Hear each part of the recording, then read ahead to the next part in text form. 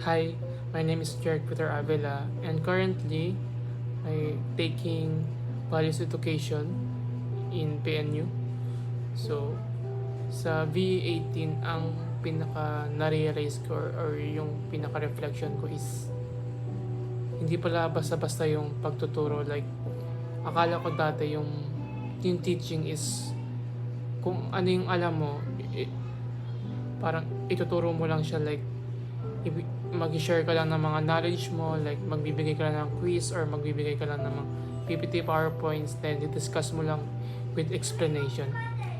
Hindi pala siya ganun. So, sa VAT na-realize ko na may mga different approach na ginagamit para sa different student na learnings o sa mga learnings nila. So, hindi pwede na iisa lang yung approach natin sa lahat ng student. So, dapat pinabagay natin yung approaches natin o yung teaching styles natin sa mga student or sa mga makikinig sa atin para ma-adapt nila yung learnings or yung topic na gusto natin iparating sa kanila. And then sa teaching demo ko naman or yung first demo ko is sobrang nakakaba, in the same time nakaka-excite kasi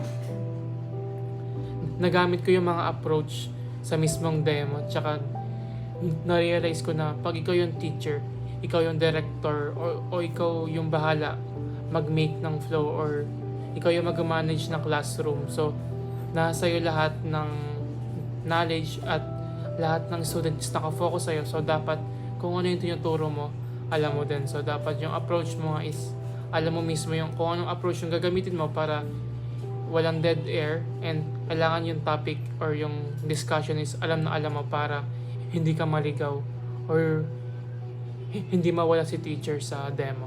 So, yun lang yung pinaka na-realize ko. Then, one more thing, sobrang thank you ako kasi nalaman ko yung approach, kasi pwede rin siya magamit sa mga ibang bagay, like hindi lang sa teaching or sa school.